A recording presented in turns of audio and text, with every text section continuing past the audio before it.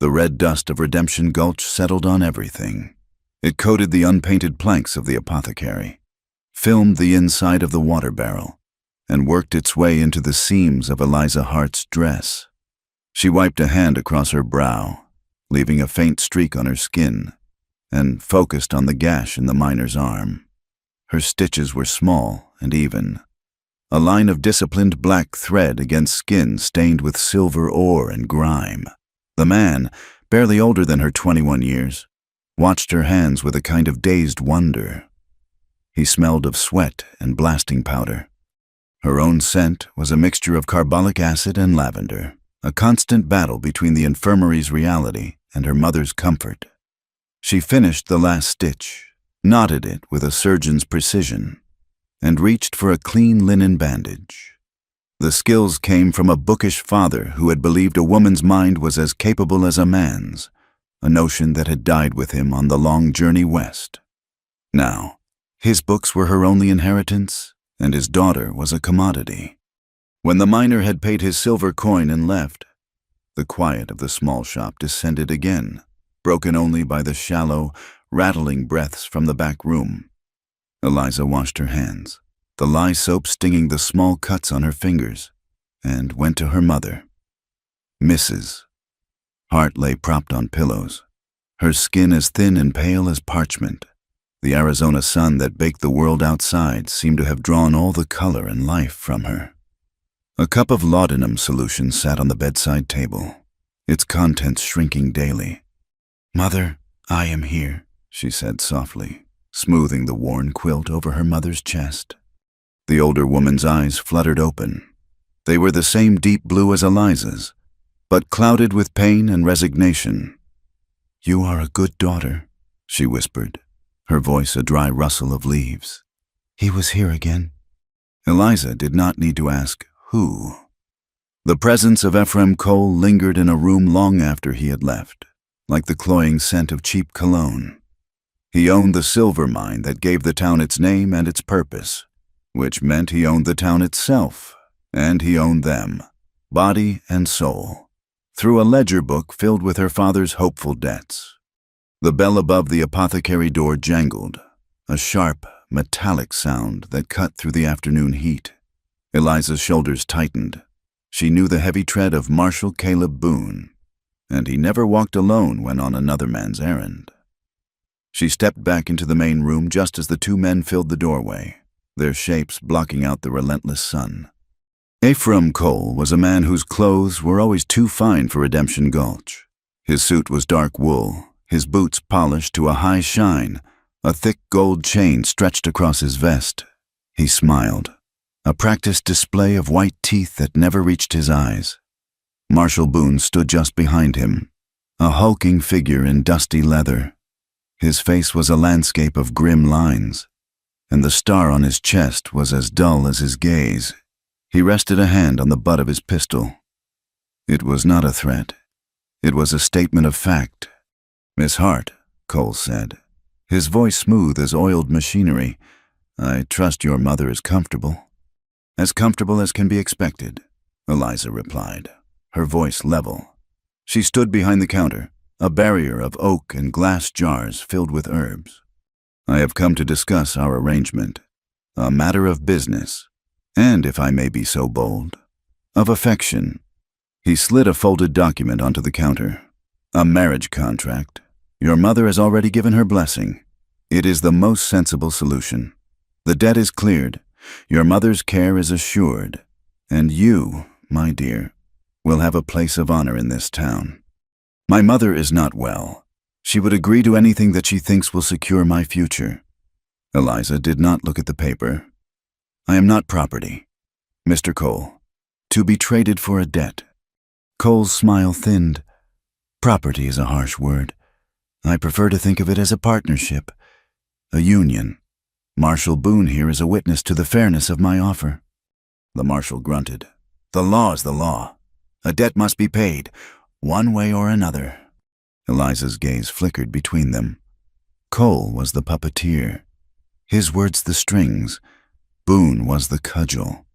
Simple and effective, they were two sides of the same debased coin, the currency that ran Redemption Gulch. She felt the walls of the small shop pressing in, the weight of the dust, the heat, the town's silent judgment. This was not an offer, it was a cage, and the door was swinging shut. "I will need time to consider," she said, the words tasting like ash in her mouth. "Of course," Cole said, magnanimously, "but do not take too long. My patience, unlike my silver veins, is not inexhaustible." He tipped his hat and turned, Boone following him out into the blinding street. The bell jangled again, a mocking little laugh. Later, as twilight bled purple and orange across the sky, a prospector stopped in for a bottle of whiskey, his face flushed with a mix of sun and excitement.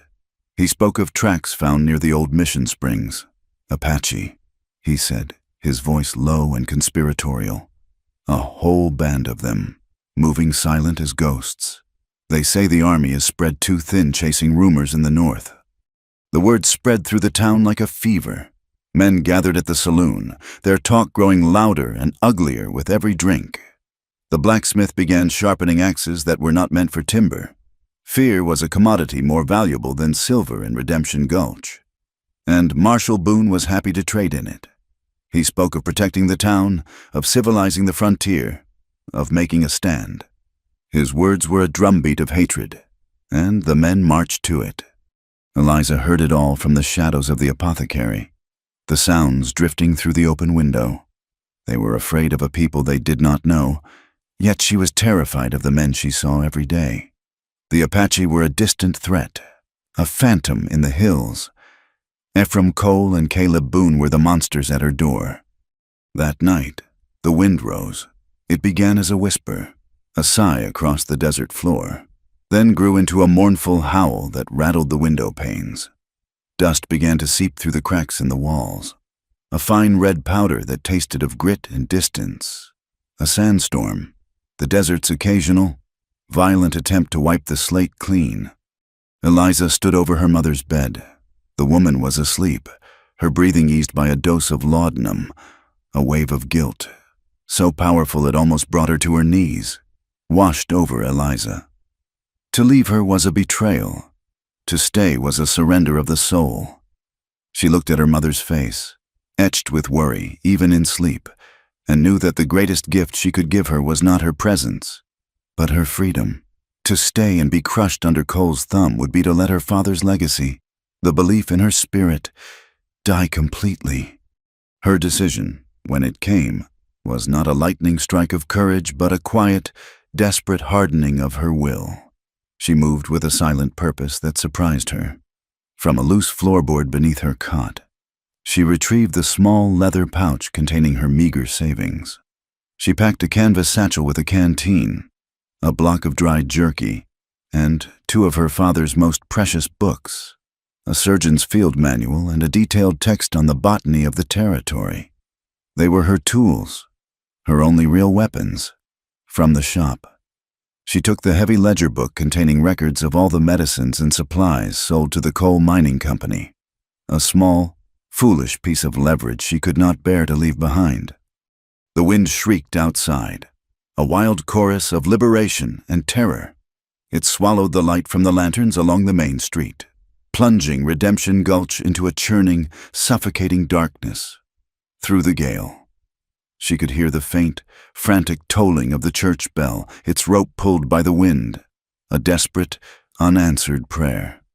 The church doors, she knew, would be barred and locked. There was no sanctuary to be found here. She wrapped a thick shawl around her head and face, pulling it tight against the stinging sand. One last look at her mother. She bent and brushed her lips against the sleeping woman's forehead, a silent promise to endure, to live. Then, slipping out the back door, she was gone, swallowed by the storm.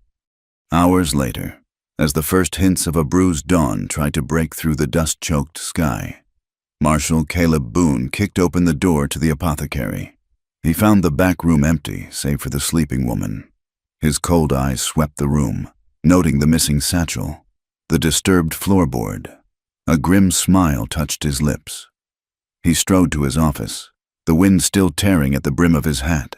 He took a fresh piece of paper and a thick charcoal pencil. "By order of the Redemption Gulch Marshal's office," he wrote in thick, blocky letters. "One Eliza Hart, fugitive, absconded from lawful obligations, wanted for theft." He did not specify what she had stolen. He did not need to. In his world, she had stolen herself. He hammered the notice to the post outside his office, the paper flapping violently in the wind. Before he had even turned his back, the red dust had already begun to claim it. The sandstorm had scoured the world, leaving it raw and exposed. When the wind finally died, Eliza Hart was left in a landscape of stunning brutality. The sun, a merciless white disk in a pale sky, hammered down on the red earth. Her flight from Redemption Gulch, a desperate act of will in the churning darkness, now seemed like a fool's errand. The storm had covered her tracks, but it had also erased the world she knew, replacing it with an endless, shimmering expanse of rock and sand. Her canteen, which had felt so heavy and full of promise, was now terrifyingly light. She had sipped at the water, rationing it with a discipline born of fear, but the heat stole the moisture from her body faster than she could replace it. Her lips were cracked, her tongue a thick, foreign object in her mouth. The town, with its dust and its malice, was a memory. The desert was the immediate enemy, a silent, patient predator. She followed what she thought was the memory of a game trail, a faint depression in the earth, but it soon vanished into a maze of cracked rock and thorny scrub. Panic, cold and sharp, pricked at the edges of her exhaustion.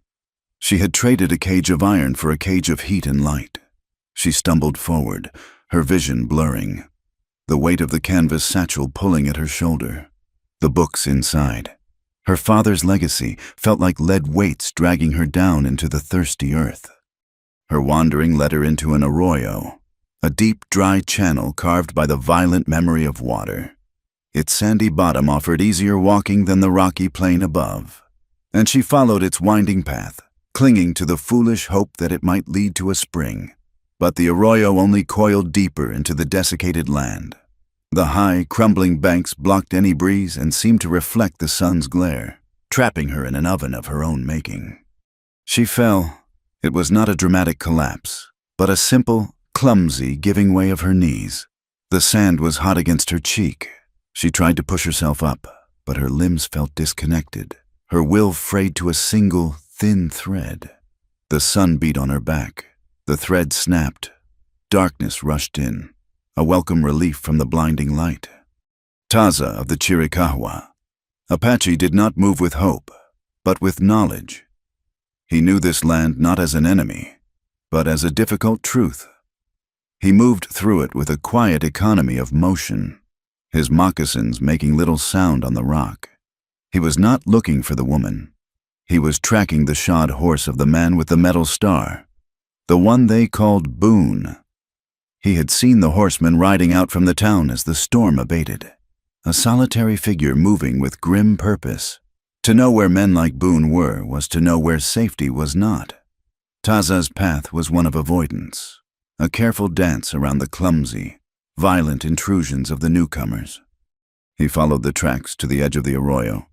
The horse had stopped here, and the man had dismounted, scanning the dry wash below. He had seen nothing, apparently, for the tracks showed him remounting and continuing south, toward the Mexican border. Taza's eyes, however, saw more. He saw what the marshal had missed, a faint disturbance in the sand near a cluster of mesquite, a place where a body might fall and be nearly invisible from the rim. Caution was a part of his spirit. He descended into the arroyo silently, his hand resting on the hilt of the knife at his belt.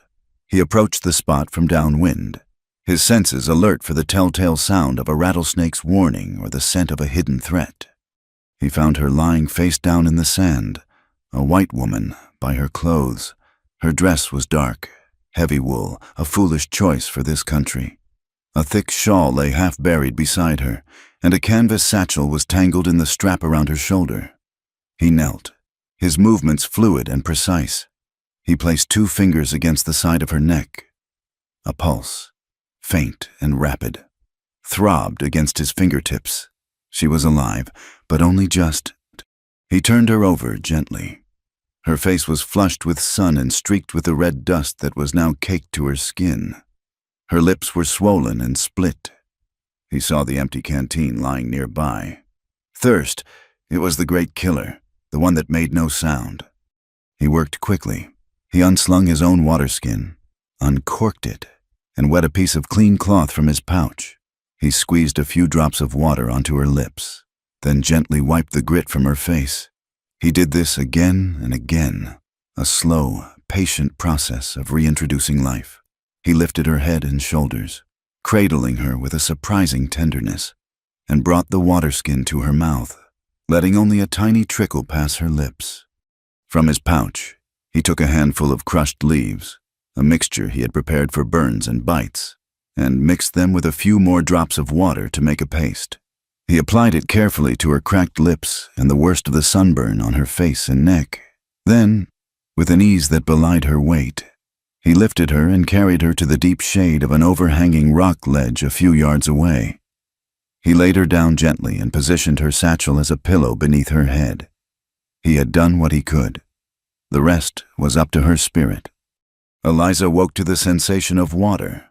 It was not a dream of rain or rivers, but the real, cool wetness of a cloth on her forehead. Her first thought was of her mother, a confused, dreamlike image of a sick room and a gentle hand. She opened her eyes. The man kneeling beside her was not from her world.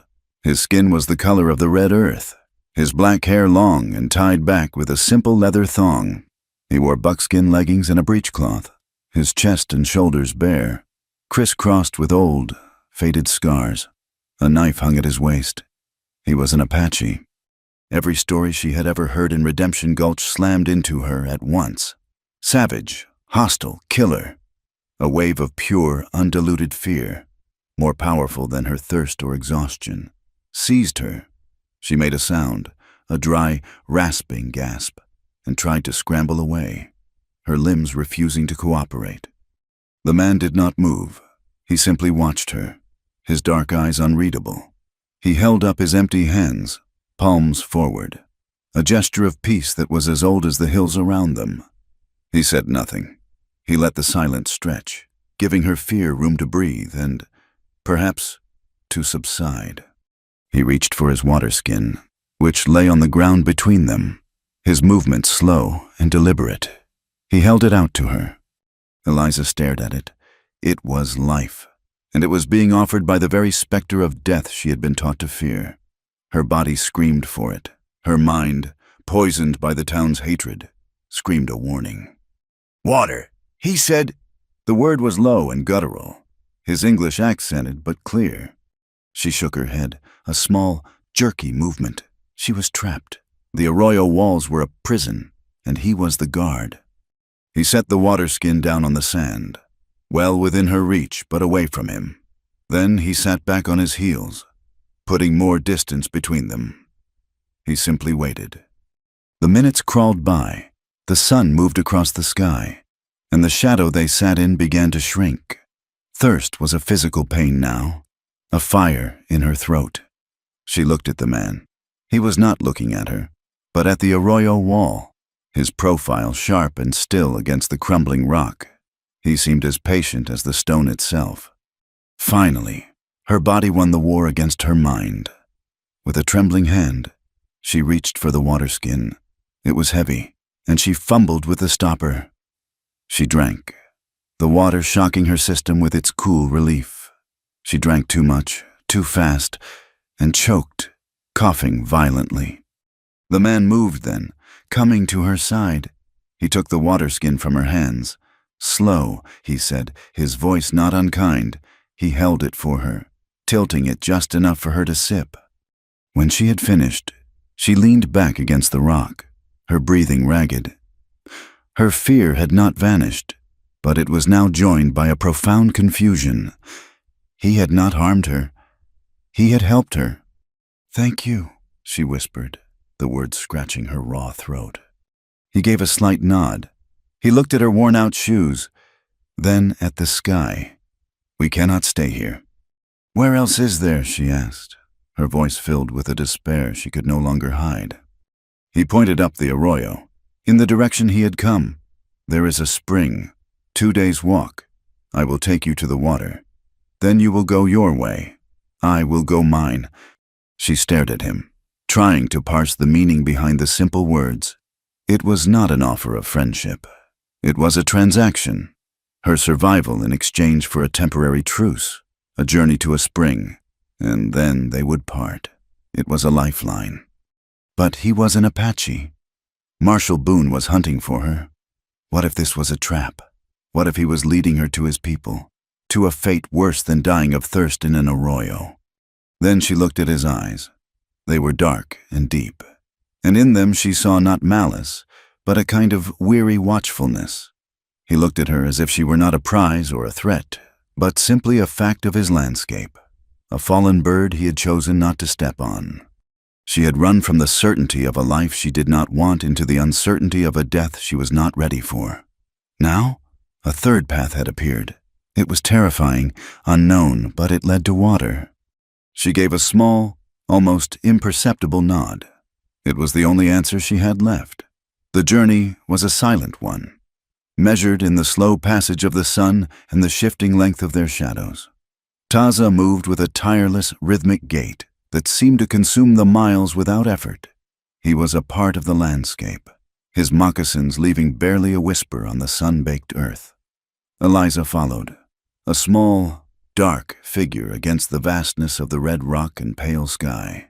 Her town shoes, sturdy and sensible in Redemption Gulch, were instruments of torture here, rubbing her heels raw and offering little purchase on the loose shale.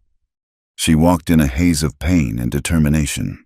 Every step was a small victory against the screaming protest of her muscles.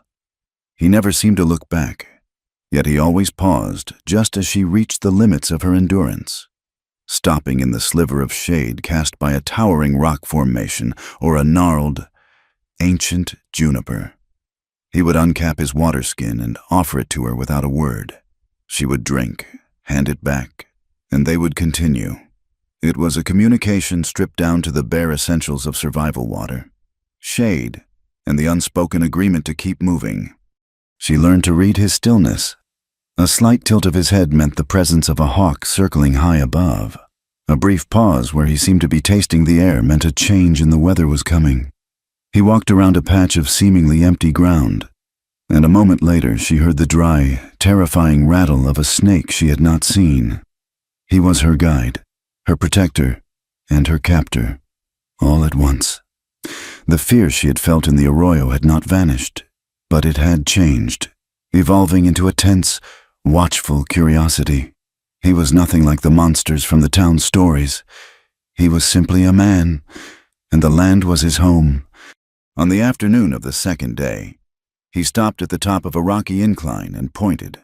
Below them, nestled in a deep crease in the earth, was a slash of impossible green. It was a narrow canyon, hidden from the open plain, where a line of cottonwood trees and thick willows traced a path she could not see. The air that drifted up to them was cooler, carrying the faintest scent of damp earth. "Water," he said, the single word a promise. They descended into the canyon, and the world changed. The oppressive heat of the desert gave way to a cool, shaded quiet. The sound of their footsteps was muffled by a carpet of fallen leaves. And then she heard it, the low, musical murmur of moving water.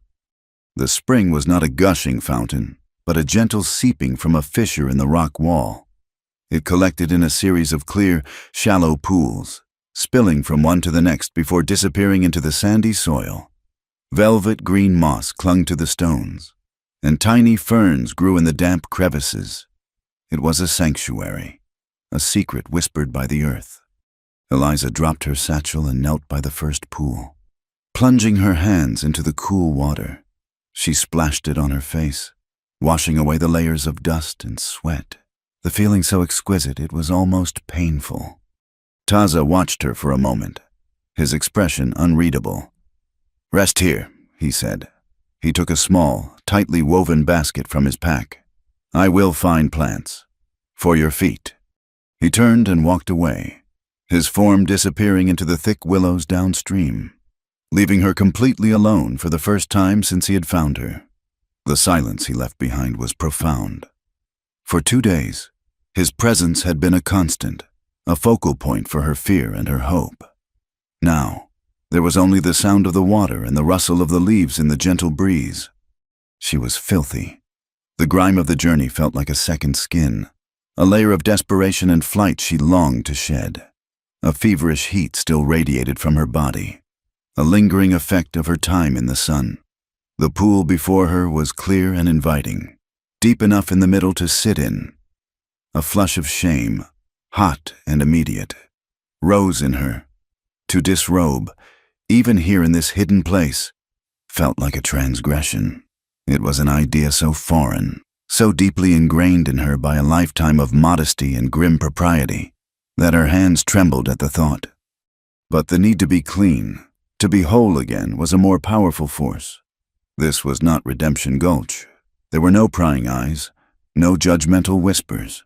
There was only the sun filtering through the leaves, the cool water, and the ancient, silent rocks. This was a baptism she needed to perform for herself. Slowly, her fingers clumsy and stiff, she unbuttoned her dress. She slipped it off, followed by her chemise and petticoats, folding them neatly on a flat, sun-warmed rock. Clad only in the cool air, she stepped into the pool. The water was a cool benediction. It soothed her sunburned skin and aching muscles. She sank down until it reached her shoulders. The relief so profound, she closed her eyes and let out a long, shuddering breath. She washed her hair, scrubbing away the grit and the fear. She was washing away Ephraim Cole's leering smile, Marshall Boone's cold contempt, the suffocating dust of a life that was not her own. Here, in this secret water, she was just Eliza, a woman reclaiming her own body from the world. Taza moved with the quiet purpose of a man who knew what he was looking for. He found a patch of broad-leafed plantain for her blistered feet and, further on, a healthy stand of yarrow. Its feathery leaves and clustered white flowers were good for fever and for cleaning wounds. He gathered a handful, crushing a few leaves between his fingers to release their pungent, medicinal scent. Satisfied, he turned back toward the spring. He followed the sound of the water, stepping through the willows into the small clearing, and then he saw her. He froze, a statue carved from the red rock. The yarrow clutched in his hand. She was in the pool, her back to him, her wet hair a dark curtain against the pale skin of her shoulders. The water lapped gently around her. The sunlight filtering through the cottonwood leaves dappled her skin with shifting patterns of light and shadow. His breath caught in his throat. It was a sight of such unexpected, startling beauty that it struck him with the force of a physical blow. He had seen women, of course. He had known love and loss. But this was different. She was a creature of another world, fragile and yet resilient, and here in this wild, sacred place, she was revealed. The moment lasted no longer than a heartbeat. Discipline, as ingrained in him as the instinct to breathe, took over. He turned his back so swiftly, it was as if he had been struck, his moccasins making no sound on the soft earth. He stared blindly at the rock wall of the canyon, his heart hammering against his ribs. "I am sorry," he said, his voice low and tight. The English words felt inadequate, clumsy. He followed them with a string of soft, guttural words in his own tongue. A more formal, more profound apology that she could not understand, but whose tone of deep regret was unmistakable. Eliza's head snapped up at the sound of his voice. A wave of cold dread washed over her, followed instantly by a hot, furious blush of shame. She scrambled to cover herself with her arms, her heart pounding with a wild, panicked rhythm. Her first instinct was to scream, to curse him. But he had not lingered. He had not stared. He had turned his back. She had heard the apology in his voice, the genuine shock and remorse. She peeked over her shoulder. He was still standing there, his back ramrod straight, a rigid figure of profound respect. Slowly, the panic subsided, replaced by a dawning, revolutionary thought. She thought of Ephraim Cole, whose eyes always felt like a trespass, a violation that stripped her bare and assessed her worth. She thought of Marshall Boone, whose gaze was a brand, a mark of ownership and contempt. If either of them had found her like this, they would have feasted on her vulnerability. They would have considered it their right. This man, this stranger, this Apache who was supposedly a savage, had shown her a courtesy more profound than any she had known from the so-called civilized men of her own race. He had seen her, and he had turned away.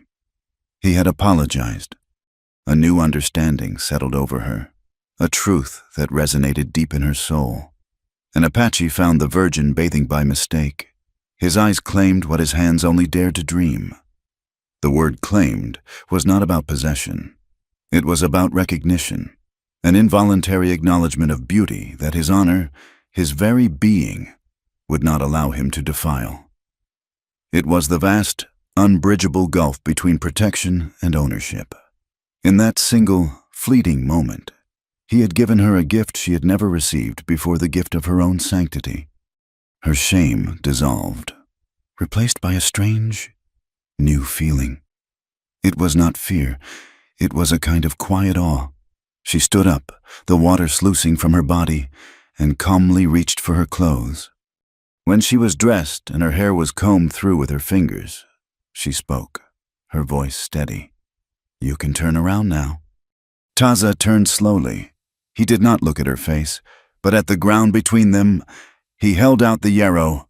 "For the fever," he said. "Thank you." She took the herbs, their fingers brushing for a fraction of a second. A spark, small and warm, passed between them. It was a recognition of the moment that had just passed, of the boundary that had been crossed and then immediately, respectfully, redrawn. "We need rules," she said, the words coming to her with a sudden clarity. He looked up then, meeting her gaze. His eyes were dark and serious. "Yes."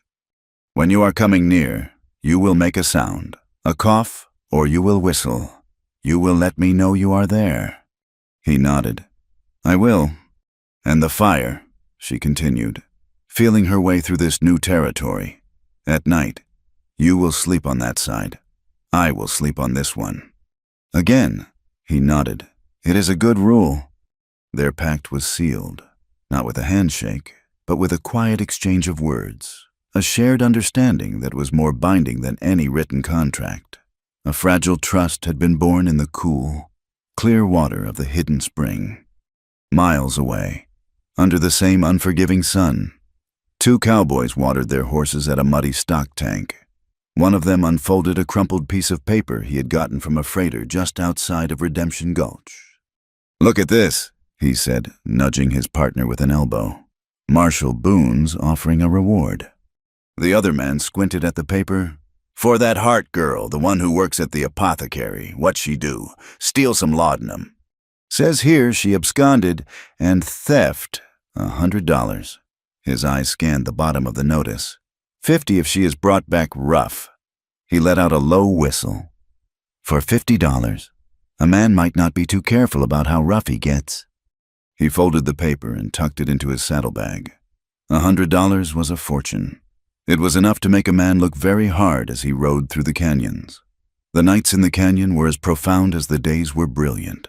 The sky became a spill of cold, distant stars, and the air grew thin and sharp. They built their fire in a deep recess of the rock, a natural chimney that drew the smoke upwards and dissipated it so the small, flickering light was invisible from the canyon rim. It was a circle of warmth in a vast, indifferent darkness. They had settled into a routine dictated by the land and their own unspoken pact. The silence between them was no longer the tense, watchful quiet of the first days, but something more comfortable, a shared space that did not need to be filled with noise, but it was a silence that held questions. Tonight, Eliza broke it. She had been watching the firelight play across the old scars on his chest and arms. They were a map of a life she could not imagine. "Who gave you those?" she asked softly, her voice barely a whisper above the crackle of the dry juniper wood. He looked up from the arrow he was straightening, his dark eyes meeting hers across the flames. He did not seem surprised by the question. "A soldier's bayonet," he said, his voice flat, touching a long, pale line that ran across his ribs. "And this," he gestured to a series of smaller, puckered marks on his shoulder. "A fall from a horse when I was a boy." He paused. Then his fingers traced a faint, jagged scar near his heart. This was from a Ute arrow. Eliza winced in sympathy. She thought of the clean gashes she stitched in the apothecary, the predictable wounds of mining and brawling. His were the wounds of a different world, a world of open warfare and survival. "My older brother was with me when I got this one," Taza said, his gaze distant, fixed on a memory only he could see in the flames. "He was faster than me, stronger." He pulled the arrow out. "He carried me for 2 days. He saved my life." What happened to him? The question was out before she could stop it. It felt too personal, a trespass on a sacred grief. He looked at her, and for the first time, she saw a flicker of raw pain in his eyes. "Soldiers," he said. "They came to our camp near the Gila River. Not a war party. It was a raid on women and old men. My brother was there, visiting. He died trying to give them time to run." The simple, unadorned words carried more weight than any dramatic telling could have. Eliza felt a hollow ache in her own chest. The faceless phantom Apache from the town's stories had a name, a brother, a history. He was not a symbol of fear. He was a man who had lost everything. "That is why you stay away," she said, "understanding now. Why you track men like Boone." He nodded slowly. "There is no honor in fighting ghosts. The soldiers fight an idea, not a people. They see us, but they do not see us. To survive, we must be the ones who see. That is all that is left." The fire crackled, filling the new silence. Now it was her turn.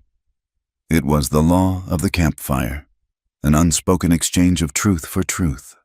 "I ran from a man named Ephraim Cole," she began, her voice quiet but steady. "He owns the mine. My father. He was a good man, a learned man. He was a doctor, but he was not a businessman. He thought he could find his fortune in the silver, and all he found was debt. When he died, the debt became my mother's, and then mine." The story spilled out of her, the years of quiet desperation and suffocating obligation. She told him of her mother's illness, of Cole's cloying advances that slowly tightened into a noose. She spoke of the marriage contract, the final, unendurable insult. "He wants to own me," she finished, the words tasting bitter. "Just like he owns the mine, and the saloon, and the law.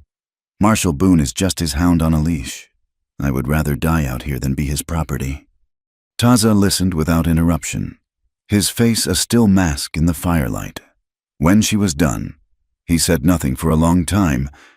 He simply looked at her, and in his gaze, she saw not pity, but a deep, resonant understanding. He knew what it was to have your life, your freedom, treated as a thing to be claimed by others. The chasm between their two worlds, which had seemed so immense, had suddenly narrowed. They were both fugitives from the same kind of tyranny. The next day, the lessons began. He did not announce them. He simply began to show her things. He would stop and point to a set of tracks in the dust. "Deer," he would say, "tracing the sharp, cloven hoof print. The points are forward. He is walking. If he was running, the mark would be deeper." He showed her the soft, padded print of a coyote, the straight, determined line of its passage. He taught her that a broken twig, a dislodged pebble, a single feather caught on a cactus spine, they were all words in a language she had never known how to read. He taught her how to make a simple snare from a bit of twine in a bent willow branch. The first time, she was clumsy, her fingers fumbling with the knots. He did not grow impatient. He simply undid her work and guided her hands, his touch light and impersonal, until she understood the mechanics of the trigger. The next morning, they found a small rabbit in the snare.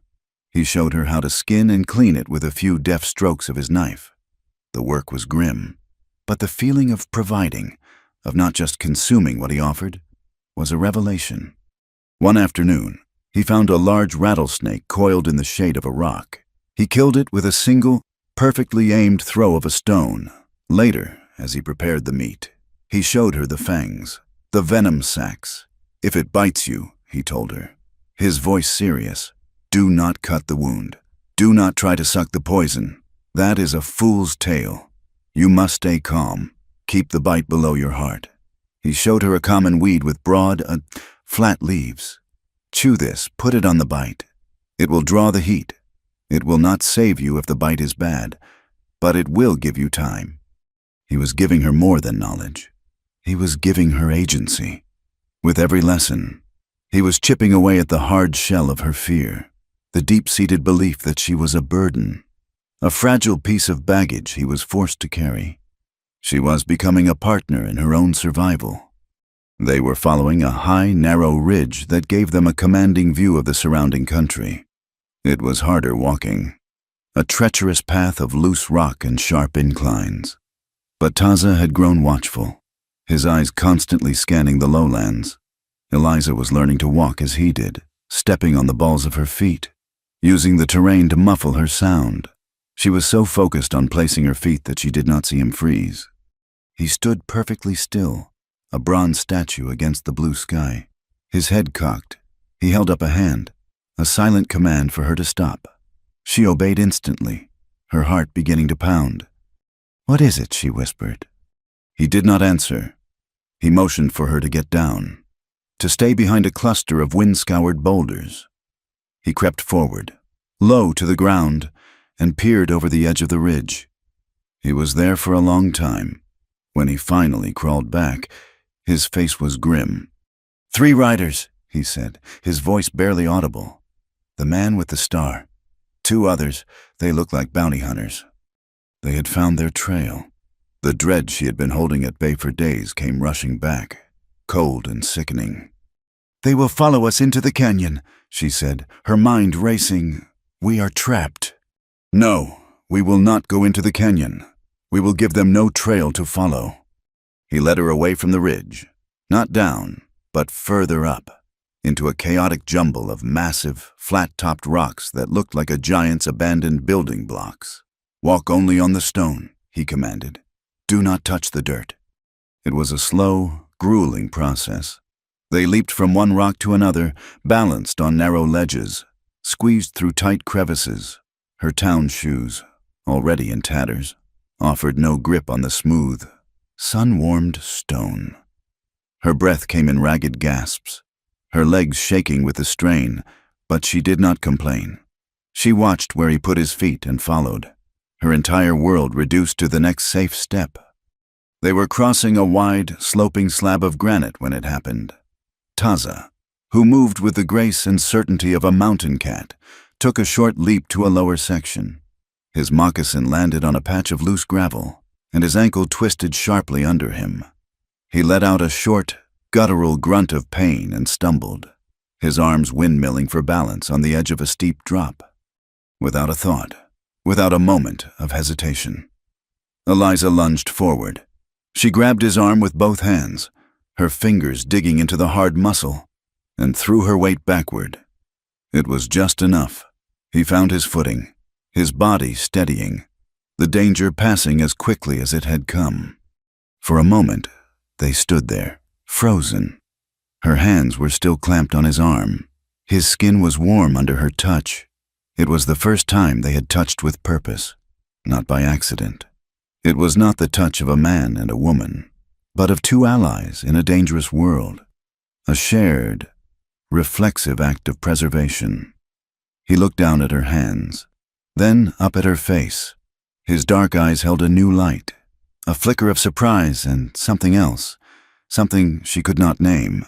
It might have been respect. "Thank you," he said, his voice low. She let go of his arm, a sudden warmth flooding her cheeks. The feeling of being a liability, a piece of helpless freight, vanished in that moment. burned away by the simple, powerful act of giving support instead of just receiving it. She was not a burden. She was necessary. He tested his ankle, his face tight with pain, but he could put weight on it. They found shelter for the night in a shallow cave, a wind-hollowed scoop in the side of a cliff face. From their perch, they could see for miles across the darkening landscape. The bounty hunters were down there somewhere, a hidden poison in the vast beauty of the land. But up here, for now, they were safe. They sat in a comfortable silence, watching the stars emerge. Two small figures who had found an unlikely strength in each other, their separate paths now inextricably joined. The guilt was a constant companion, a quiet ache that the beauty of the wilderness could not erase. Every sunrise, Eliza Hart thought of her mother waking up alone, every night, as she sat by the small, hidden fire. She pictured the empty room in the back of the apothecary. Taza had given her the skills to survive, but he could not give her peace. The wound of her departure was clean, a necessary amputation, but it festered with worry. "I have to go back," she said one evening, the words breaking the comfortable silence between them. Her voice was flat with a resolve that had been hardening for days. Taza looked up from the sinew he was preparing. He did not ask why. He saw the answer in the tense line of her jaw, in the haunted look in her eyes. "It is a trap," he said simply. "They will be watching." "I know, but I have to know if she is all right. I will not go into the town proper, just to the edge. The back window of her room looks out onto the alley. I can be in and out before anyone knows I was there. It is a fool's risk."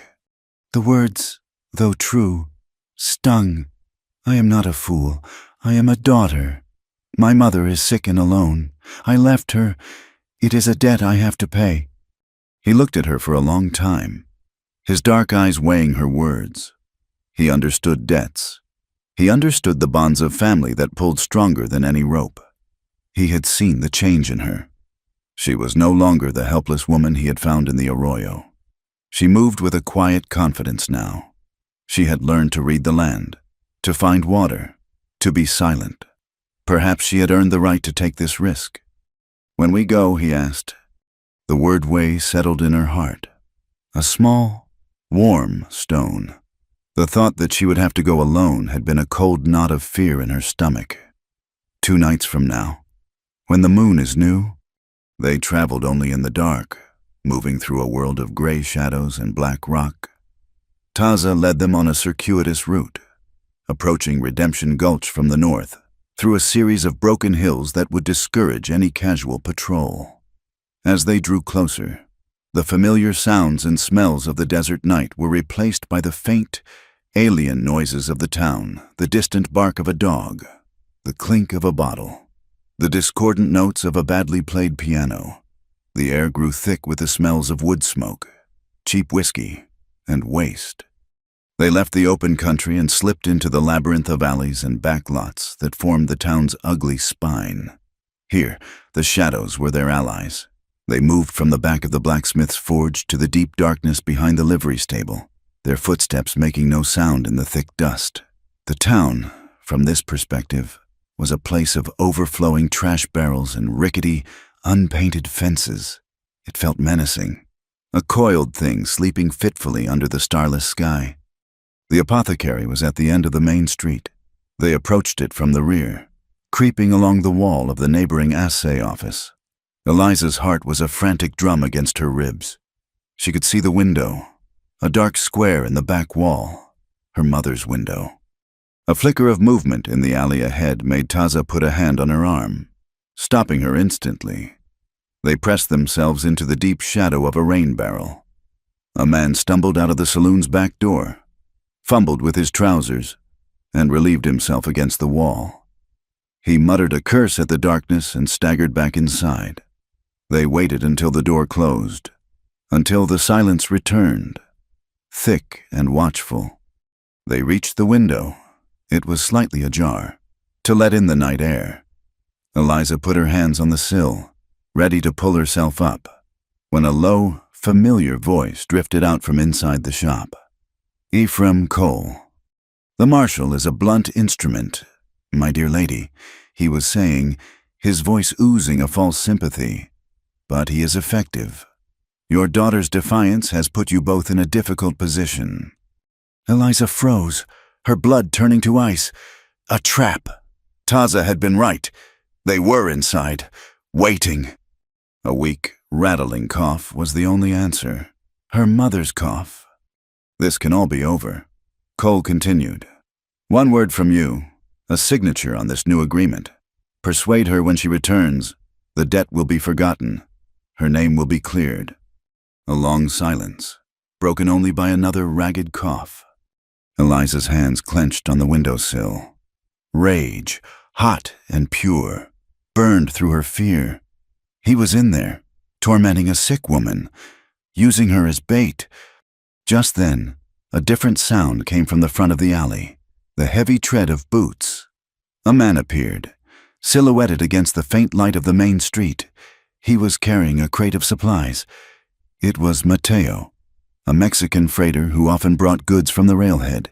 He was a kind man with a wife and 3 small children. Eliza had treated his youngest for a fever just last month.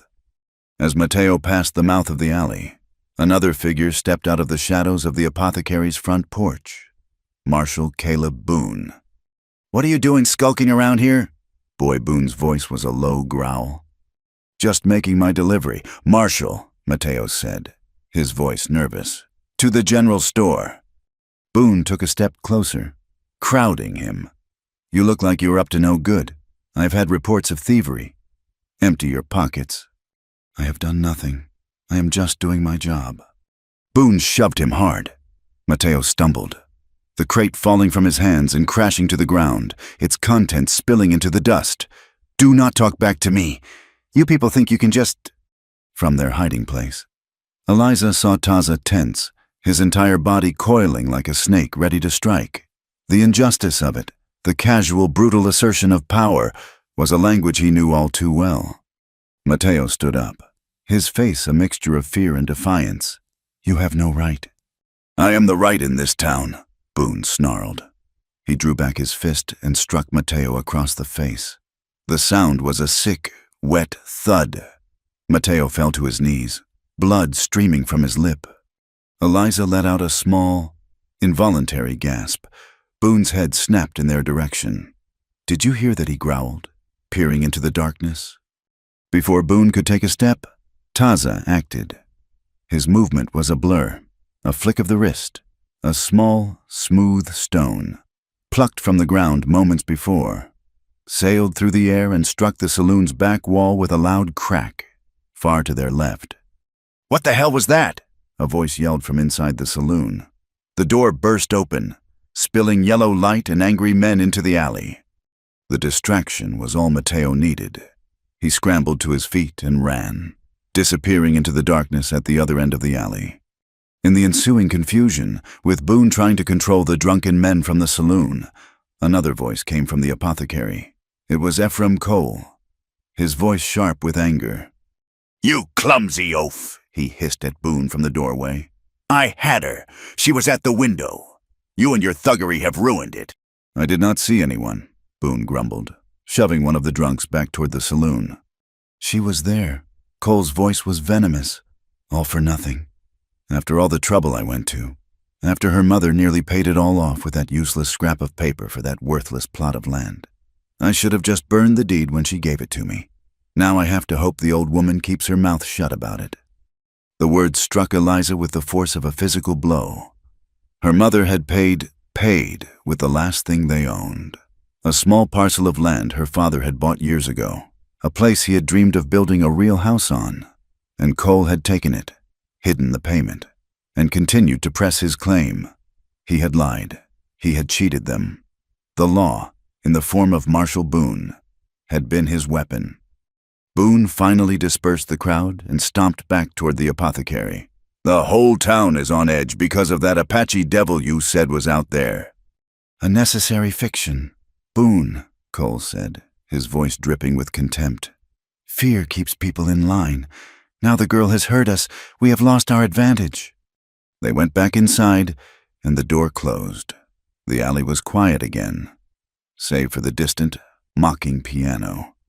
Eliza leaned against the rough wall of the building, her body trembling not with fear, but with a rage so cold and clear it felt like a piece of ice had formed in her heart. She was no longer a victim running from a vague threat. She was a woman who had been cheated, whose family had been wronged. The fight was no longer about her freedom. It was about justice. Taza touched her arm gently. "We have to go, now." She looked at him, her eyes dark and hard in the faint light. "He hid the payment," she whispered. "The proof is in his records, in his office." Taza understood immediately. The hunt had changed. The prey had decided to become the hunter. They slipped away, melting back into the shadows they had come from. They did not speak until they were miles out of town, safe again in the clean, silent dark of the open country. "He has a safe in his office," Eliza said, her voice stripped of all emotion. "A big, black iron one.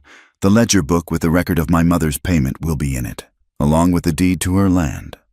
Taza looked at her, at the determined set of her jaw. What was a desperate flight had now become a calculated campaign. She was no longer running away from Redemption Gulch. She was planning her return. The sky began to curdle 2 days later.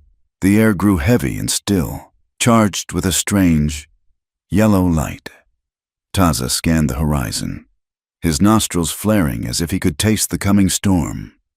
Clouds the color of bruises were massing on the western peaks, building into a towering wall that promised violence.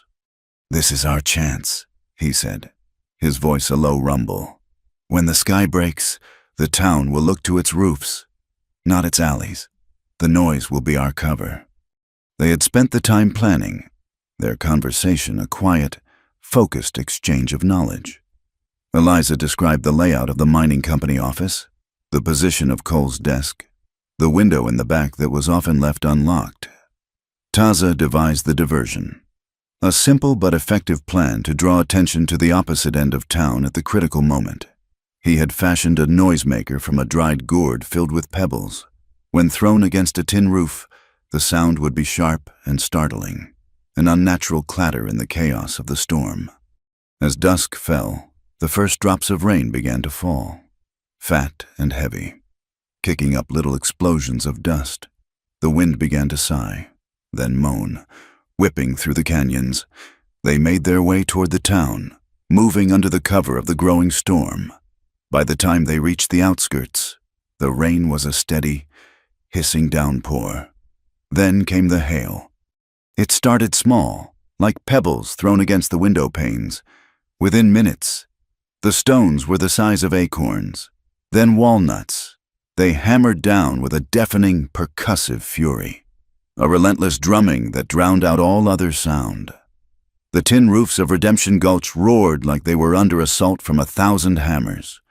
Now, Taza yelled over the din, pressing a small, sharp rock into her hand.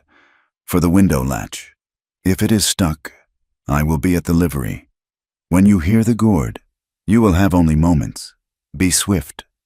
He squeezed her shoulder, a brief, firm gesture of solidarity. And then he was gone, a ghost melting into the gray, churning chaos of the storm. Eliza ran, her head down, the hailstone stinging her scalp and shoulders through her shawl. She kept to the deepest shadows, her tattered shoes slipping in the mud that was already forming in the alleyways. She reached the back of the mining office, her breath coming in ragged, painful gasps. The window was dark. With trembling fingers, she pushed at the frame. It was locked. Panic, cold and sharp, seized her. She fumbled with the rock Taza had given her, its sharp edges biting into her palm. She was about to try and force the latch when she heard it a loud, sharp rattle from the far end of town, a sound distinct even in the storm's cacophony, Taza's signal. A moment later, she heard shouting from the main street, the sound of men running toward the livery. Adrenaline surged through her. There was no time for finesse. She raised the rock and brought it down hard on the small pane of glass near the latch. The glass shattered with a sound that was swallowed by the hail. She reached through the jagged opening, heedless of the glass that sliced at her wrist, and fumbled with the lock. It turned. She slid the window up and scrambled inside, landing in a crouch on the floor of Ephraim Cole's office. The room was dark, smelling of stale cigar smoke and leather. The hail hammered on the roof, a sound that was even louder from inside. She could see the hulking shape of the iron safe against one wall, a black monster guarding its secrets. But her eyes were drawn to the desk. In his arrogance, in his haste to take shelter from the storm, Cole had left a stack of papers on the polished surface. She moved to the desk, her heart pounding. There it was, the thick, leather-bound ledger, its spine stamped with the words Cole Mining Company, and beneath it, a single folded document. She picked it up. It was the marriage contract, its cruel words of ownership and transfer made even more obscene by the elegant, flowing script. She did not need to read it. She could feel the evil of it in the very fiber of the paper. She shoved the contract and the heavy ledger into her canvas satchel, as she did. Her arm brushed against a small, ornate bell on the edge of the desk.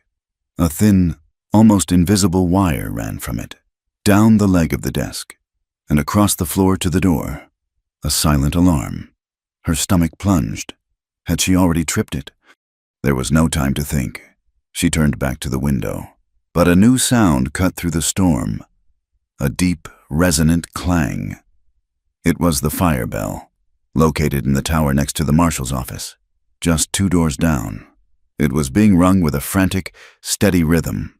The alarm. Cole must have connected the wire. She scrambled out the window just as the office door burst open. She did not look back. She ran, her satchel bumping against her hip, the weight of the ledger a heavy, precious burden. The hail was turning to a torrential, driving rain, a solid sheet of water that blinded her and turned the alley into a river of mud. She saw Taza ahead, a fleeting shape in the deluge, waving her on. They ran together, away from the town, away from the sound of the clanging bell and the enraged shouts of men. They did not head for the high country, but for a deep arroyo that cut through the plains, a place that would offer a direct route away from their pursuers. Behind them, Marshal Boone burst out of the office, his face a mask of fury. He saw the 2 figures disappearing into the storm. He fired his pistol, the shot a flat, useless crack in the overwhelming noise of the rain. He grabbed 2 men from the street. They are heading for the wash. Get horses. The arroyo, which had been a dry, sandy channel just an hour before, was now a raging torrent. A brown, churning river filled the wash from bank to bank, carrying with it uprooted bushes, branches, and debris. The rain had turned the gentle slopes of the surrounding land into a funnel, pouring all its fury into this single, violent channel. They stood at the edge of it, the roar of the water a physical force. "There is no other way," Taza yelled over the sound. "The horses will be faster on the flat ground. We have to cross." He pointed to a spot where a half-submerged cottonwood tree offered a precarious bridge to a large boulder in the middle of the current. From there, it was a shorter, but still dangerous, swim to the other side. He went first, moving with a sure-footed grace even on the slick, treacherous bark. He reached the boulder and turned, holding out a hand to her. Eliza followed, her eyes fixed on his hand, her body trembling with cold and fear. The water surged around her legs, pulling at her with an incredible, hungry force. She was halfway across the log when a massive surge of water, carrying a tangle of splintered fencing, came rushing down the arroyo. Taza saw it coming and yelled a warning, but it was too late. The debris slammed into the log, and he was thrown into the torrent. His head struck a submerged rock with a sickening crack. He disappeared under the brown, churning water. No. The word was torn from Eliza's throat, a raw scream of pure anguish. She saw him surface, his face pale, a dark line of blood matting his wet hair. He was conscious, but dazed, struggling weakly against the current that was sweeping him downstream. In that moment, there was no thought. There was only a single, burning certainty she would not lose him. She leaped from the log into the icy, violent water. The shock of it stole her breath. The current grabbed her, tumbling her over and over. She fought her way to the surface, gasping for air, her eyes scanning the water frantically. She saw him, his movements sluggish, being pulled toward the main, most violent part of the channel. She swam with a strength she did not know she possessed, her arms and legs pumping, her mind focused on that single point. She reached him, grabbed the front of his buckskin shirt, and held on.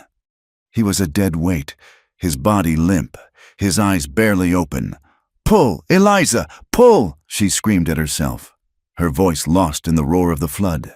She kicked her legs, pulling him with her, fighting the current, angling for the far bank. Her lungs burned, her muscles screamed. The satchel, still slung over her shoulder, dragged at her, but she refused to let it go. It was their only weapon. The reason for all of this? Her feet touched mud. She had made it. With a final, desperate surge of strength, she dragged Taza out of the water and up the slick, muddy bank, collapsing beside him, her body shaking uncontrollably, her lungs heaving. He was alive. His breathing was shallow, and the cut on his head was bleeding freely. But he was alive. The roles had been reversed. The protector had become the one in need of protection. They could not stay there. Boone and his men would be searching both banks of the wash. She half lifted, half dragged Taza away from the river, into a maze of dark, volcanic rock. She remembered him showing her a place like this, a hollow tube formed by ancient lava flows, a cave. She found it, a dark slash in the rock face, hidden behind a curtain of rain-soaked scrub. She pulled him inside, into the absolute, silent blackness. The roar of the flood was now a distant, muffled thunder. They were safe. The cave was cold, a deep, penetrating chill that seeped into their bones. They were both soaked to the skin, their bodies shaking violently. Taza was barely conscious. She tore a strip from her petticoat and gently cleaned the wound on his head, pressing the cloth against it to stop the bleeding. "We need warmth," she whispered, more to herself than to him. She stripped off his wet shirt and her own sodden dress, leaving them in their underclothes. She found a heavy wool cloak in his pack, miraculously still dry. It was not big enough for both of them to lie under separately. She lay down on the cold stone floor and pulled him close, his back against her front, and wrapped the single cloak around them both. His body was cold, his shivering violent. She wrapped her arms around him, sharing her own meager body heat, trying to will her warmth into him. Slowly, his shivering began to subside. He stirred, his body shifting against hers. His hand found hers, his fingers lacing with her own. "Eliza," he whispered, his voice a rough, weak sound in the darkness. "I am here," she said, her voice thick with unshed tears. "I am here." He was quiet for a long time. She thought he had drifted back into unconsciousness. Then he spoke again, his voice so low she could feel the vibration of it more than hear the words. "In the water, I thought—" "I know," she whispered, her lips close to his ear. "I thought so, too." There was a profound intimacy in their shared predicament, a vulnerability that stripped away all pretense. They were just two people, alive and together, in the cold, dark belly of the earth. The rules they had made, the careful distance they had maintained, seemed to belong to another world, a world of sunlight and separate paths. Here, there was only this shared cloak, this shared warmth, this shared breath in the darkness. "My heart is yours, Eliza Hart," he said, the words simple, a plain statement of fact. "And mine is yours, Taza," she replied, the truth of it settling over her with the weight and comfort of the wool cloak. They did not kiss, they did not need to, they simply held each other, their bodies pressed close, their hands intertwined, and listened to the sound of the receding flood and the slow, steady beat of their own two hearts. The journey to Mesa Blanca was a slow, painful pilgrimage. Taza leaned on Eliza, his strength returning in frustratingly small increments.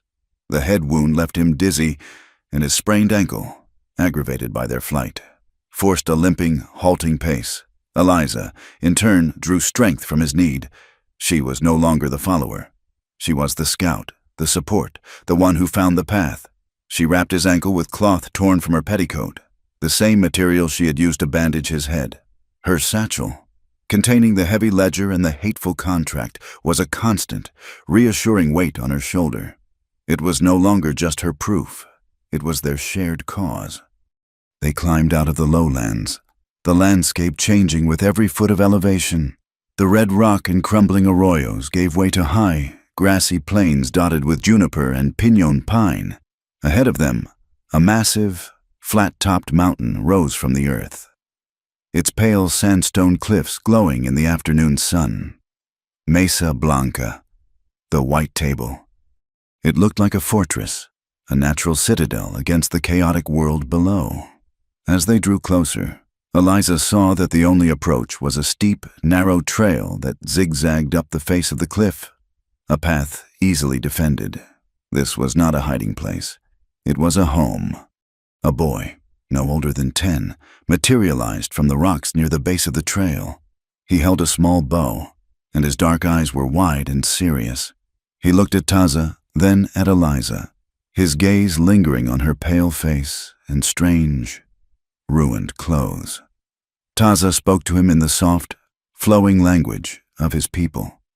The boy's serious expression broke into a grin of recognition. He turned and scrambled up the trail like a young goat, disappearing over the rim. "He goes to tell them we are coming," Taza said, his voice strained with fatigue. Eliza's stomach tightened into a cold knot. She had faced down gunmen and floods, but the thought of meeting his people, of being judged by 100 pairs of unknown eyes, filled her with a profound and terrifying dread. She was the outsider, the white woman, a symbol of the very world that hunted them. By the time they reached the top of the trail, a small group was waiting. They were mostly women, their faces a mixture of concern and deep curiosity. An older woman with hair as white as the mesa's rock and a face like a beautiful, intricate map of a long life stepped forward. She ignored Eliza completely, her eyes fixed on Taza. She spoke to him in a low, urgent tone, her hands fluttering over him, checking his wounds with a practiced, gentle touch. "This is Iste, my mother's sister," Taza said to Eliza, his voice weak. "She is the one who leads." Iste's gaze finally fell upon Eliza. Her eyes were black and sharp, and they missed nothing the cuts on her wrist from the broken window, the exhaustion etched on her face, the fierce, protective way she still supported Taza's weight. She looked at the canvas satchel, then back at Eliza's face. She said nothing. Her silence was more intimidating than any question. Another woman, younger, with a kind, open face, brought a gourd of water. She offered it to Taza first, then to Eliza. Eliza drank, her throat raw with thirst and anxiety. She met the woman's eyes and murmured, "Thank you." The woman gave a small, shy smile. They led them into the heart of the settlement. It was not a chaotic camp, but an ordered village of wickiups, domed structures of willow branches and hides arranged in a wide circle. The air smelled of wood smoke, roasting agave, and the clean scent of pine. Children stopped their games to stare. Men working on bows and tools looked up, their faces impassive. Eliza felt like a creature in a cage, every move and feature scrutinized. Iste led them to a wickiup set slightly apart from the others. Inside, a fire smoldered in a central pit, and soft furs were laid out on the ground. She gestured for Taza to lie down, then turned her full attention to Eliza. She spoke, her voice calm but firm, and the younger woman who had given them water translated. "She asks why you are here. The woman, whose name was Nalin, said, she asks why my cousin brings a white woman to our home." Before Eliza could answer, Taza spoke from the furs, his voice stronger now. "She saved my life. Twice. She is my heart. We come seeking counsel." Iste listened, her expression unchanging, but a new light flickered in her dark eyes.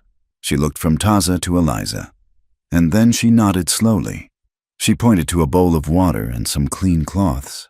Then to Taza's head, a command. Eliza understood. She was being tested. She knelt beside Taza, her movements calm and efficient. She washed the wound, her touch as gentle and practiced as Iste's had been. She examined it for signs of infection, her mind clicking through the pages of her father's medical books. She saw Iste watching her hands, her focus, her lack of hesitation. From her satchel, she took a small tin of salve she had made herself from yarrow and pine sap. She applied a thin layer to the cut before rebandaging it with a fresh cloth Nalin provided. When she was finished, Iste grunted, a sound of what might have been approval. She spoke to Nalin again. "She says you have the hands of a healer." "My father was a doctor," Eliza replied. "He taught me." Iste then gestured for Eliza to sit. A bowl of warm pignole, a savory cornmeal mush, was placed in her hands. It was the most delicious thing she had ever tasted. As she ate, she was given her first task. Nalin handed her a pair of Taza's moccasins. One of the soles had been torn by the sharp rocks. She was given an awl and a length of sinew. The message was clear: if you are to stay, you must contribute. She worked, her fingers clumsy at first, but she was a quick study. The other women, seeing her quiet determination, slowly began to relax their guard. They showed her how to soften the leather, how to make the stitches small and tight. Through Nalin, they asked her questions, not about the world outside, but about her skills. Could she set a broken bone? Did she know the remedies for a child's fever? Her knowledge was her currency here, a bridge between her world and theirs. She was not just Taza's woman. She was a person with a valuable purpose. That evening, the Council of Elders convened. They gathered in the open, around a large, slow-burning fire. It was not just the old men. Iste sat in a place of honor, as did several other older women. Taza, leaning on a walking stick, told the story of their flight, of the ambush at the apothecary, of the stolen ledger. When he was finished, all eyes turned to Eliza. It was her turn. She stood, her heart pounding, and took the ledger and the marriage contract from her satchel. She did not speak of fear or of her own feelings. She spoke with the cold, clear anger that had sustained her since that night in the alley. She laid out the facts of the debt, of her mother's payment, of Cole's deliberate fraud. She explained how he used the law as a weapon and the marshal as his fist. She held up the ledger. "This is the proof," she said, her voice carrying in the still night air. "This is his lie, written in his own hand. He is a thief who wears a suit and a cheat who calls himself a man of business. He will not stop with me. A man with this kind of greed will not stop until he has consumed everything." She finished and sat down, her body trembling with the release of so much pent-up rage and truth. A long silence fell over the circle. The elders murmured among themselves. Finally, an old man with a face like a dried apple spoke, his voice raspy with age. Iste translated his words herself this time, her English slow and deliberate. "He says this man Cole has broken the law of his own people. A debt that is paid is finished. A promise made must be honored. This is a matter of justice." Another elder spoke. "We cannot fight the White Town. It will bring the soldiers. We have seen too much of that." "There is a way," Iste said, her gaze sweeping the circle before settling on Eliza. "A way without blood. We will send a rider, a messenger. He will carry this book. He will give it to the man Cole. He will tell him that the people of the White Table know his crime. He will tell him to cancel the debt, to return the land, and to leave the woman and her mother in peace. If he does this, the book will be his. If he does not, the book will be sent to the great chief of the soldiers." It was a brilliant, simple plan. It used their enemy's own system of law against him, threatening exposure not to the town, but to a higher authority that might be investigating men like Cole already. It was a demand for justice, not a declaration of war. The council agreed. A young, swift rider was chosen. He would leave at dawn. A sense of relief settled over the camp. a feeling that a crisis had been met with wisdom and strength. The relief was short-lived. Just as the council was breaking up, a horseman appeared at the edge of the firelight. He was a scout from a southern band. His horse lathered in sweat, his face grim. He spoke in low, urgent tones to Iste and the elders. A shadow fell over the camp as his words spread. Nalin came to Eliza's side, her face pale. "What is it?" Eliza asked. "The scout has seen them," Nalin whispered, her voice trembling. "A dozen riders. Not soldiers, they are mixed. Mexican, Anglo, hard men. They carry new rifles. They are being led by a man who knows this country well. They were hired in the town by the man Cole. They are coming this way." The dawn came not as a light, but as a chilling, wet mist that rose from the canyons and settled over the mesa, swallowing the world in a blanket of silent, gray vapor. The village of Mesa Blanca was not asleep. The scout's warning had been a stone dropped into a still pond, and the ripples of preparation had spread through every wickiup. In the pre-dawn gloom, the community moved with a quiet, grim purpose. The children, the elderly, and the infirm were led to deep, defensible caves on the far side of the mesa. The women who remained worked, sharpening knives, preparing water skins, and gathering medicines. The men checked their weapons, their faces grim and set. There was no panic. There was only a cold, hard resolve. Eliza Hart felt a strange sense of calm settle over her. The fear was still there, a cold knot in the pit of her stomach, but it was overshadowed by a profound sense of purpose. This was no longer just her fight. Her flight from Redemption Gulch had brought this violence to a peaceful people. The ledger in her satchel felt heavier than ever, not with the weight of paper and ink, but with the weight of responsibility. Iste found her near the central fire pit, her hands clenched into fists. The old woman's eyes were sharp and clear in the flickering light. "You have the healer's gift," Iste said, her English slow but precise. A healer's place is not in the fight, but in its wake. There is a shallow alcove in the rock, near the main trail. It is protected from above and from the front. That will be your place. Nalin will help you. It was a command, not a suggestion. Eliza nodded. She gathered her father's small leather roll of surgical instruments, her tin of salve, and the herbs Taza had taught her to identify. Nalin appeared at her side, her arms laden with clean cloths and bowls. Together, they made their way to the alcove as the mist thickened around them, muffling their footsteps. They were setting a table for death, and Eliza prayed it would be a small one. Taza moved through the mist like a wraith, his limp barely noticeable, his body fueled by a cold, controlled fury. He gathered a small group of the swiftest, quietest warriors. "Our numbers are few, our weapons old," he said, his voice a low growl that cut through the damp air. "Their rifles are new. We will not meet them in the open. We will let the mist be our ally. We will let the rock be our shield. We will lead them into the broken ground, where a man must watch his feet as much as his front. We will bleed them, one by one." He looked at each man, his dark eyes locking with theirs. "We are fighting for our home. We are fighting for our children. Fight with the cunning of the coyote and the heart of the eagle." The attack began with the sudden, sharp crack of a rifle, a sound that ripped through the misty silence. It was followed by another, and then a ragged volley. The mercenaries were not attempting a subtle infiltration. They were using the mist as a screen for a direct assault, confident in their superior firepower.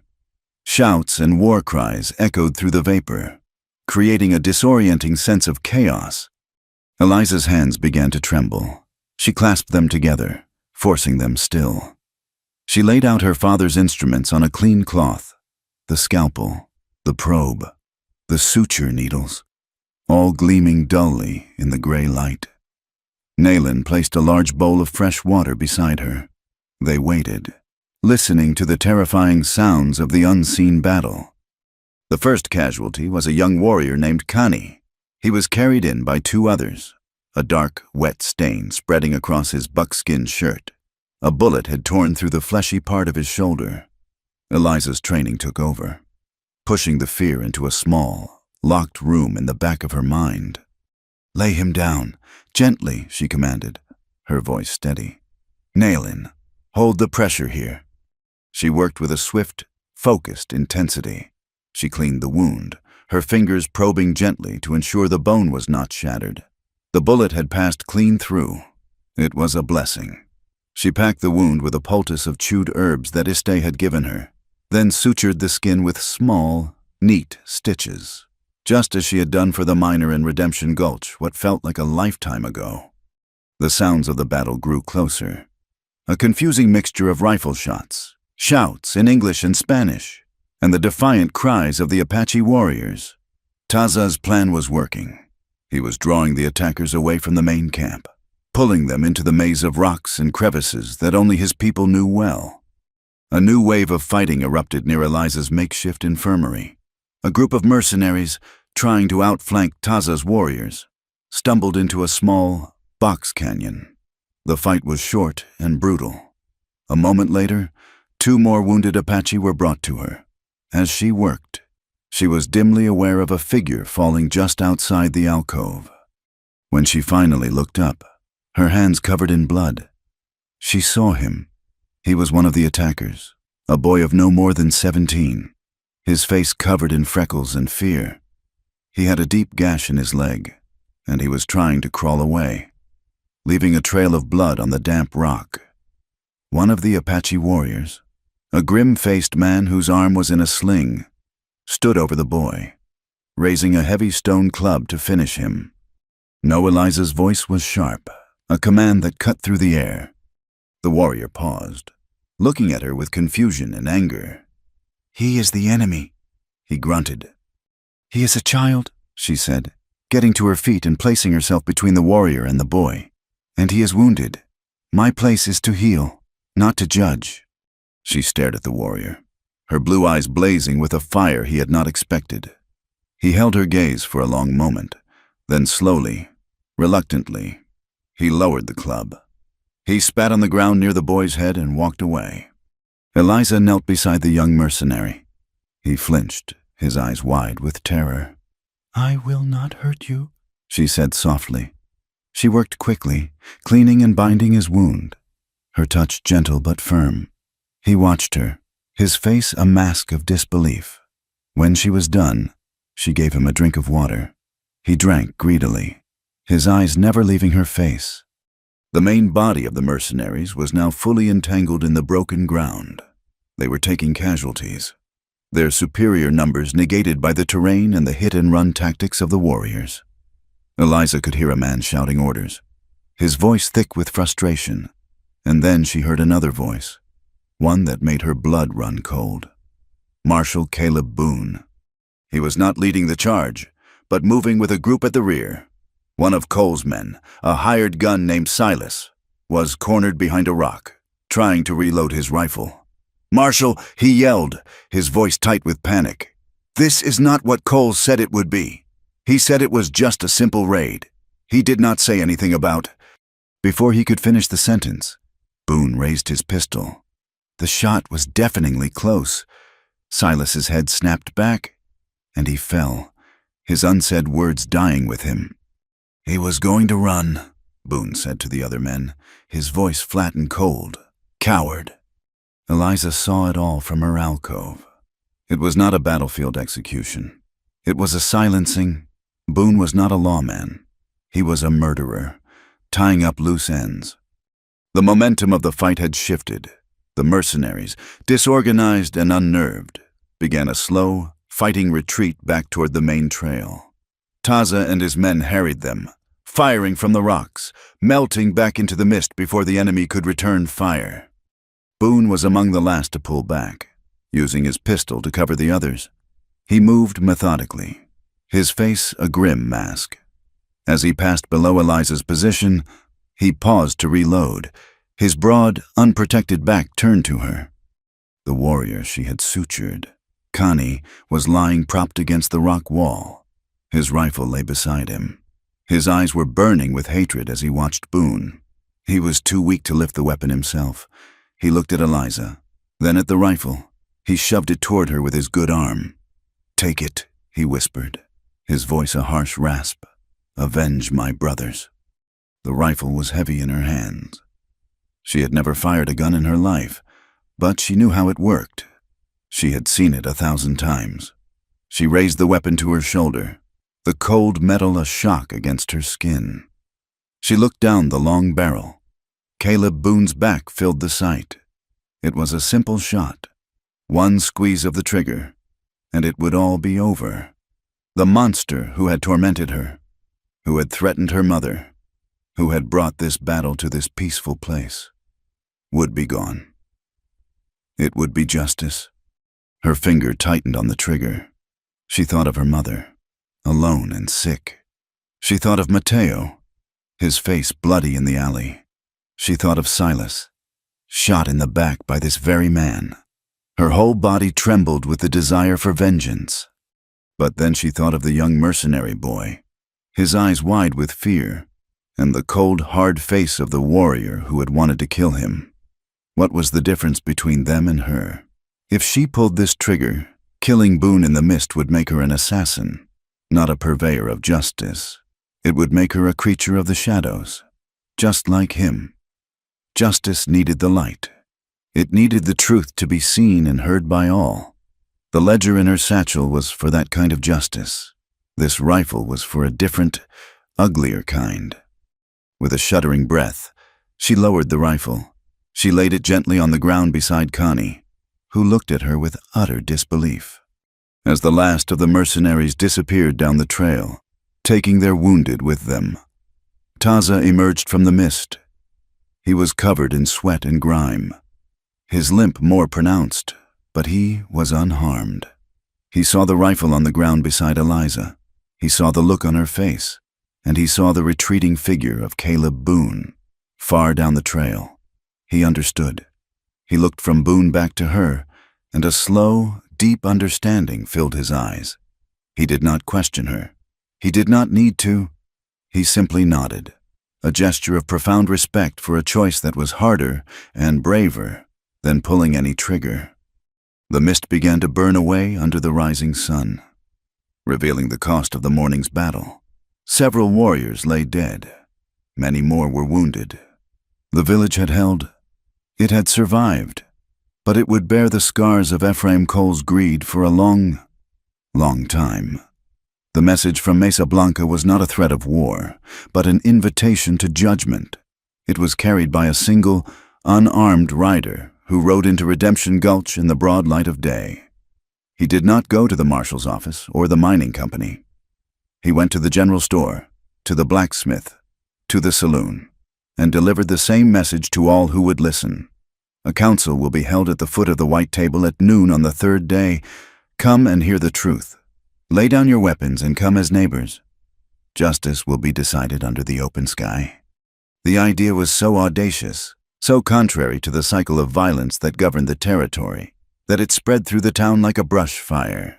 It was a spectacle no one was willing to miss. On the appointed day, a strange procession made its way out of Redemption Gulch. There were merchants in their Sunday best, miners blinking in the unaccustomed sunlight, their faces scrubbed clean of ore dust. Mateo the freighter was there with his wife and his oldest son, the town's free black blacksmith, a massive, quiet man named Josiah, walked with a solemn dignity. Even the saloon girls came, their bright dresses a splash of garish color against the muted tones of the desert. They came in wagons, on horseback, and on foot, as instructed. They came unarmed. Ephraim Cole and Marshal Caleb Boone arrived last, riding fine horses, their faces masks of arrogant confidence. They saw the gathering not as a tribunal, but as a foolish assembly of primitives and peasants they could easily intimidate. They were flanked by a few of the remaining hired guns, who, despite the instruction, wore their pistols openly, a clear sign of their contempt for the proceedings. The meeting place was a wide, flat plain at the base of the mesa. The people of the village were already there, seated in a wide, silent semicircle. In the center sat the council of elders, with Iste at their head. There was no bench, No courthouse, no flag. The only authority was the silent weight of the gathered people and the vast, impartial blue of the sky above. Iste rose, her small, weathered frame possessing an unshakable dignity. "We are here not to spill blood, but to find truth," she said, her voice clear and strong, carrying easily in the still air. Blood cries for more blood. The truth, once spoken, brings peace. We will hear the story of the woman, Eliza Hart. Then we will hear the story of the man, Ephraim Cole, and we will all be the judges. A path cleared, and Eliza stepped into the center of the circle. Taza stood at her side, not as her champion, but as her witness. He was unarmed, his hands loose at his sides, but his eyes, dark and watchful, missed nothing. Eliza was no longer the frightened girl who had fled into a sandstorm. She stood straight and tall, her gaze level, her voice clear and steady. She held the heavy ledger in one hand and the folded contract in the other. She did not speak of her fear, or of the long journey, or of the battle in the mist. She spoke only of facts. "This is the ledger of the coal mining company," she began, her voice ringing with a conviction that silenced the murmuring crowd. "It contains a record of a debt incurred by my father and passed to my mother.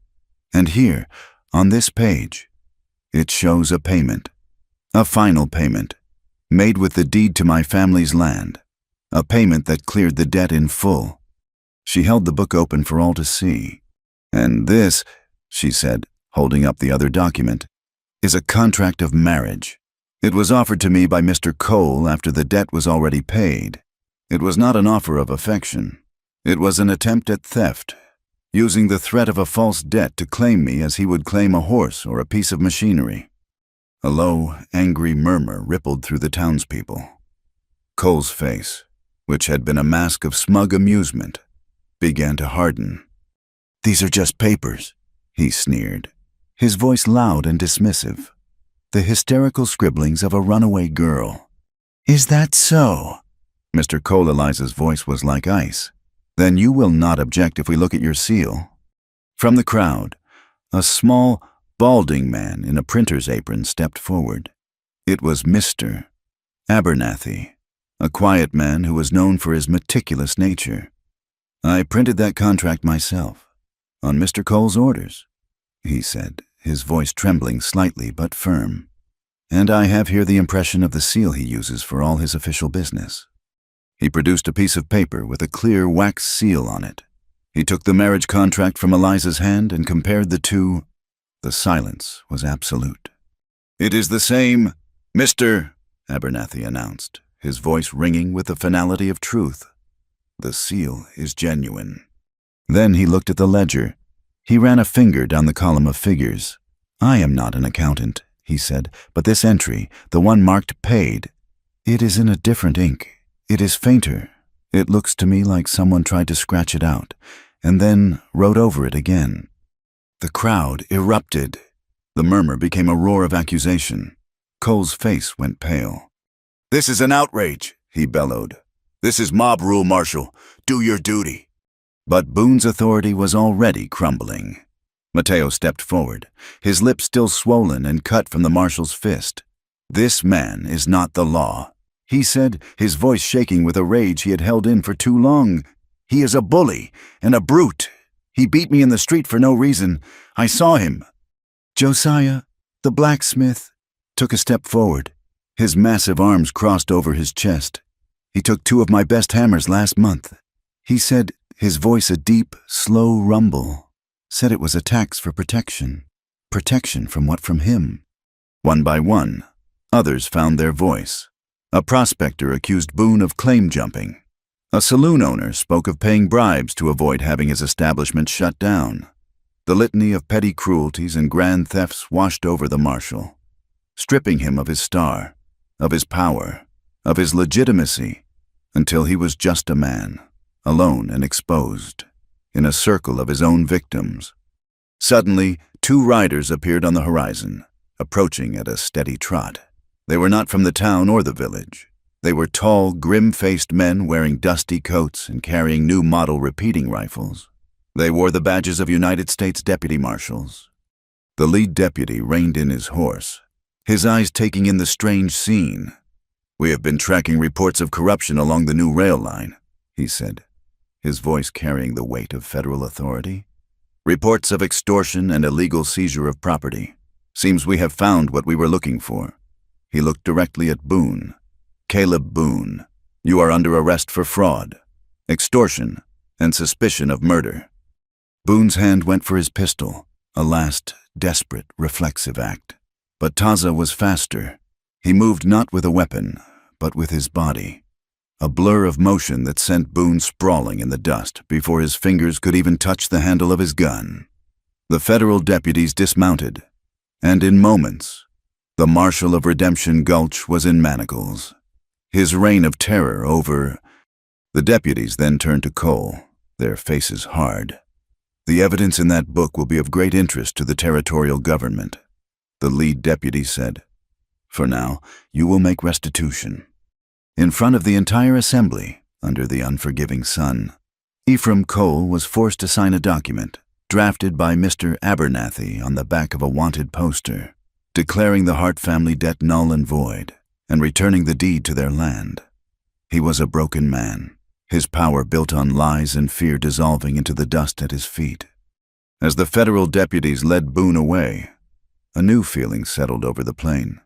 The tension and anger began to dissipate, replaced by a quiet, fragile sense of possibility. The chasm between the two communities, which had been a river of blood and mistrust, now seemed, for the first time, to be bridgeable. Iste approached Josiah. "The blacksmith. Your people know the ways of iron," she said. "Our tools are old." "And your people know the ways of water in this dry land," Josiah replied, his deep voice filled with a newfound respect. "Our wells are running low." A quiet negotiation began. It was not a treaty of governments, but a practical pact of neighbors. The people of the Mesa would show the townspeople where to find reliable springs in the high country. In exchange, Josiah would repair their tools and teach their young men the art of the forge. Eliza offered her medical knowledge, a bridge of healing for both sides. The town's general store owner offered fair trade for Apache blankets and pottery. It was a start, a single thread of cooperation in a tapestry of conflict. Taza had stood back, watching it all unfold. He had been ready to fight, to kill, to die for his people. But he had witnessed a different kind of victory, one won not with arrows and bullets, but with truth and courage. He saw the strength not of a lone warrior, but of a community, a strange, diverse, and complicated community, but a community nonetheless. He looked at Eliza, who was talking with Isti and Nalan, no longer an outsider but a vital link, a weaver of new threads. And for the first time since his brother's death, he felt the stirrings of a different kind of hope, one that was as bright and wide and open as the sky above them. The rains came, not as a violent, cleansing flood, but as a soft, steady weeping from a silver sky. The water turned the dust to dark, fragrant mud, and coaxed a faint blush of green from the dormant grasses. The air, once sharp with grit and heat, was now soft and cool, smelling of wet stone and the clean, pungent scent of creosote bush. For the first time in a long time, the land was not fighting for its life. It was drinking deep and healing. The peace between Redemption Gulch and Mesa Blanca was as fragile and new as the green shoots on the plain. It was a peace built not on treaties, but on handshakes and quiet exchanges. Josiah the blacksmith made the journey up the winding trail twice a week, his wagon laden with iron and charcoal, and returned with fresh water and jerky. Mateo the freighter established a new fair trade route for Iste's intricate basket work and Nalan's beautiful pottery. And Eliza became a fixture in both worlds. She reopened the apothecary, her mother now sitting in a chair by the front window, her health slowly returning in the absence of fear and debt. But every few days, Eliza would ride up to the mesa, her saddlebags filled with tinctures and bandages, to tend to the lingering wounds of the battle and the everyday ailments of the village. She was the bridge, a woman who belonged to two places, and therefore to neither and to both. One evening, as the rain fell with a gentle, hypnotic rhythm on the hide roof of their wickiup, Eliza presented Taza with a gift. She had worked on it for weeks, in stolen moments by the firelight, her hands growing deft and sure under Nalin's tutelage. She held out a pair of new moccasins. They were made of the softest, most supple deer hide, and stitched with sinew in the way the women had taught her. But the beadwork on the front was her own design. On each moccasin, she had created two separate, winding trails of blue beads, one darker, one lighter. They moved in parallel for a time, then curved, and finally, at the toe, they merged into a single, strong, unbroken line. Taza took them, his hands turning them over and over, his fingers tracing the intricate lines of her beadwork. He looked at the two trails becoming one, and a slow, deep understanding filled his eyes. He said nothing, but his silence was more eloquent than any words of praise. He slipped off his old, worn moccasins and put on the new ones. They fit as if they had been made for him. "It is time," Iste said the next day. The community gathered as the sun set, the clouds breaking to reveal a sky washed in brilliant hues of orange and violet. There was no preacher, no altar, no book of rules. There was only the people, a circle of faces old and young, and a large, crackling fire that threw their dancing shadows against the ancient rocks. Eliza and Taza stood before the fire, before the elders, before their assembled family of choice. They did not exchange rings of cold metal. They exchanged gifts of the heart and hand. He gave her a beautifully carved eagle feather, a symbol of vision and freedom. She gave him the moccasins, a symbol of the path they would now walk together. They shared a meal of roasted corn and venison, a communion of sustenance and community. Then Eliza spoke, her voice not loud, but clear and true, carrying to every person in the circle.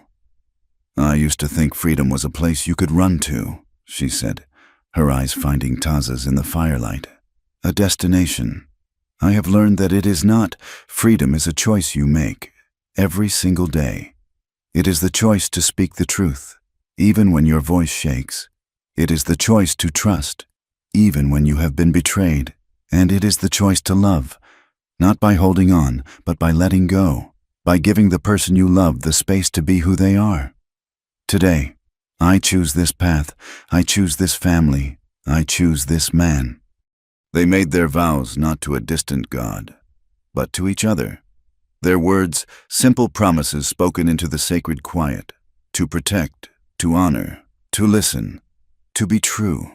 When it was over, there was no grand pronouncement, only the quiet murmur of approval from the elders and the warm, welcoming smiles of their friends. Later, in the quiet solitude of their wickiup, the low fire cast a warm, golden glow on the hide walls. The gentle sound of the rain was a soft lullaby. For the first time, the careful boundaries they had built around themselves, the rules of the fire and the unspoken distances, no longer seemed necessary. They were husband and wife, but the lessons of their journey had been learned too deeply to be forgotten. He reached out, his hand gently tracing the line of her jaw. His touch was not one of possession, but of reverence. It was a question. She leaned into his hand, her eyes closing for a moment, her answer a silent offering of trust. He slowly, gently, began to unbutton her dress. At each button, he paused, his dark eyes searching hers, asking for permission. And at each pause, she gave a small, almost imperceptible nod. Yes. When they lay together on the soft furs, wrapped in the warmth of the fire and the shared cloak of their promises, their coming together was not a storm of passion, but a quiet, healing rain. It was a slow, tender exploration, a conversation spoken in the language of touch. It was the touch of a healer, mending the wounds of the past. It was the touch of a warrior, offering a place of absolute safety. It was a mending, a joining, a final, quiet whisper of two souls who had been lost, and who had, against all odds, found their way home in each other. The future they planned was not a grand dream, but a practical and necessary thing, like a well-dug and dry country. With her mother's help, Eliza would run the apothecary in town, but she and Taza would also build a small outpost, a trading post and infirmary, on the plain between the mesa and the town. It would be a neutral ground, a place of medicine and commerce, built of adobe bricks and Apache resilience. It would be a new kind of place, for a new kind of peace. One afternoon, as the rainy season was just beginning to wane, they rode out together on the high mesa. The world below was a patchwork of shadow and light as the clouds drifted across the sun. In the distance, a dark curtain of rain was sweeping across the plains, a moving wall of life giving water. The air was clean and cool, filled with the promise of a future that would not be easy, but would be their own. Taza reached across the space between their horses and took her hand. His grasp was strong and sure. Eliza looked at their joined hands, then at the vast, open land before them, a land of harsh beauty and hard-won hope. She had run from a cage, only to find that true freedom was not in the running, but in the choosing of who you stood beside to face the coming storm. Thank you for being part of our story today. We would love for you to comment with where you are listening from so we can all connect. And please subscribe to our channel Wild West Tales, like the video, and press the hype button to help this story reach more listeners.